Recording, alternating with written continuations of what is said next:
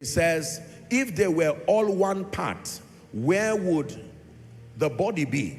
As it is, it says, there are many parts, but one body. The eye cannot say to the hand, I don't need you.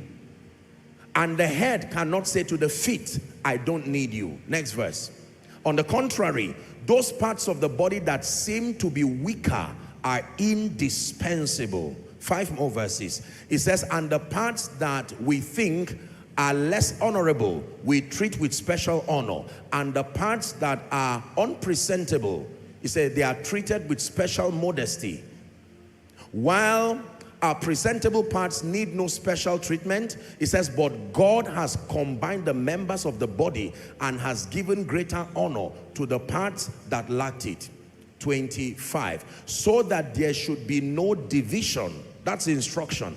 So that there should be no division in the body, but that its parts should have equal concern for each other. 26. If one part suffers, every part suffers with it. If one part is honored, every part rejoices with it. The final verse, 27, it says, now you are the body of Christ, and each one of you specifically, KJV will say, members. Hallelujah.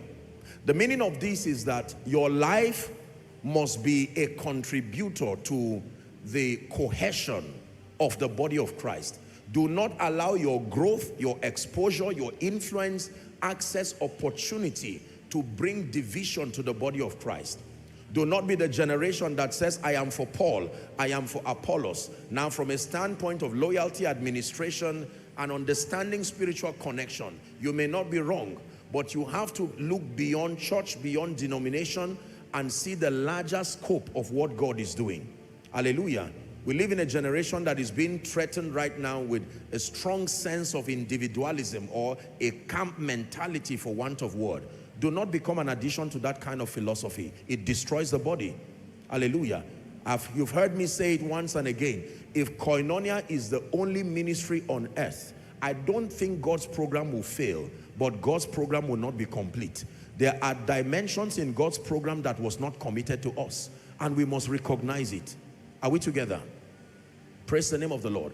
As lofty and commendable as the Koinonia School of Ministry is, as aggressive as our drive towards transformation, kingdom come is concerned, there are certain dimensions of kingdom operations that is not within the scope of our assignment.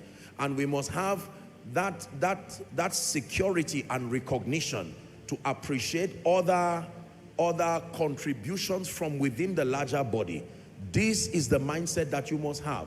So you shouldn't go around, tearing down other ministries, tearing down other pastors, tearing down other leaders to show the superiority of where you are coming from or where you have been trained from. I have taught you that the zenith of transformation is not enlightenment, but love. The real proof that you are transformed ultimately is love. Hallelujah. You never hear me call the name of any man of God or call the name of any ministry to tear them down, to speak ill of them. No, I have reservations should the need arise within the scope of the apostolic jurisdiction that I have. I can address issues that affect matters of faith, particularly for the people God has given me stewardship over, and then extending to the body of Christ within the scope of the authority that I have. This is the intelligence that must be deployed as far as kingdom activity is concerned. Do not become a reason for the downfall of others. And this is not just limited to church. Do not be the reason. Do not engineer the downfall of others. Tear down churches. Try to demonstrate superiority. It's not wise. I'll be honest with you, and I say this at the risk of sounding proud.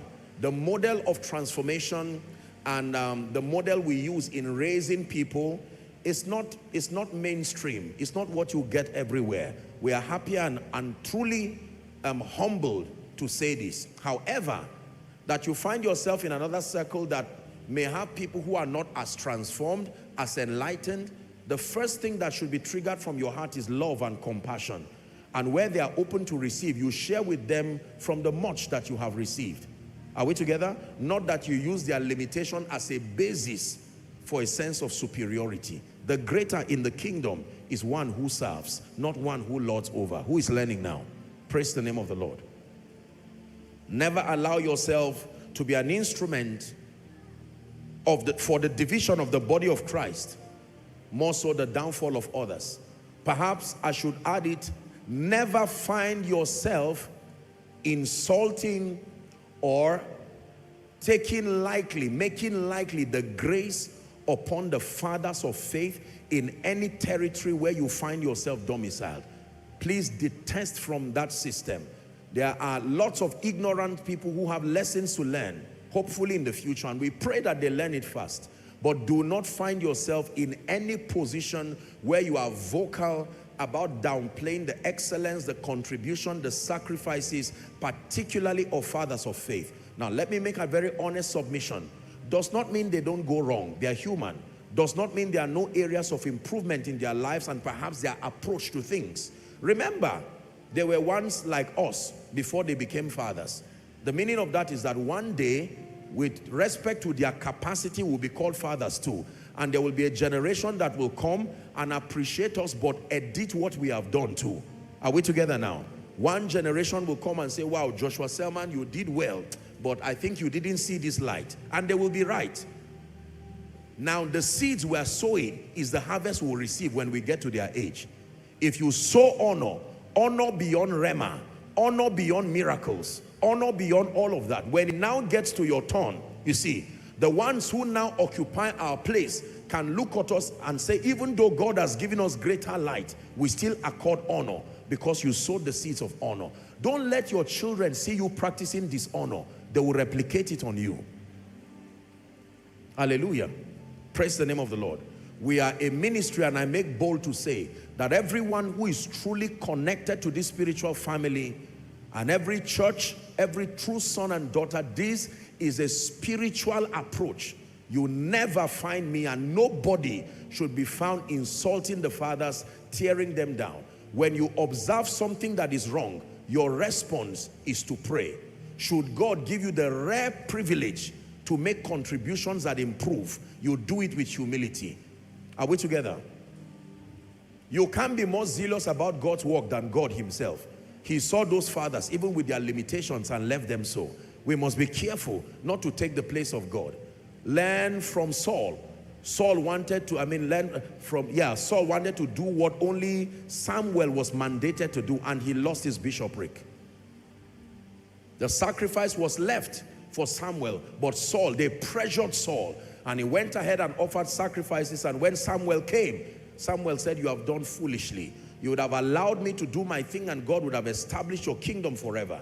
But now, because you have violated these ordinances, the kingdom is taken away from you. And that was the end of it. The Bible records how that many times Samuel tried to plead for Saul. And God says, how long shall you weep, seeing that I've rejected Saul as king?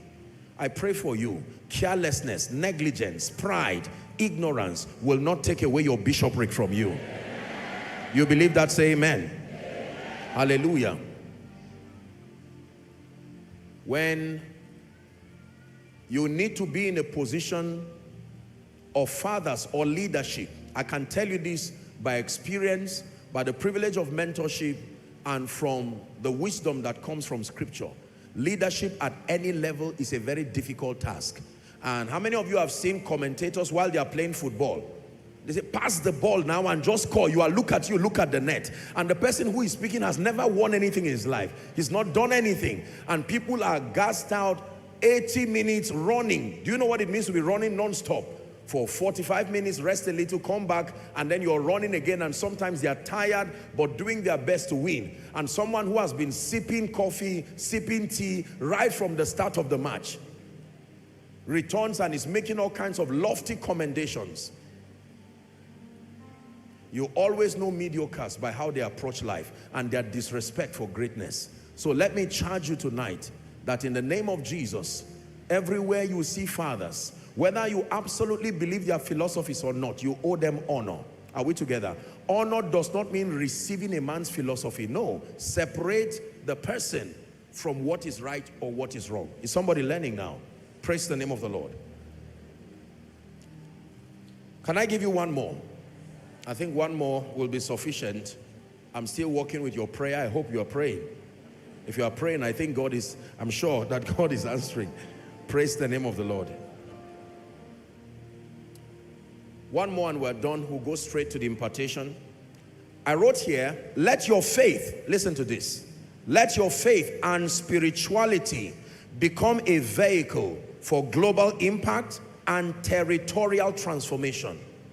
Let your faith, let your spirituality go past the realm of fanaticism and religion, and let it become a vehicle for global impact and for territorial transformation.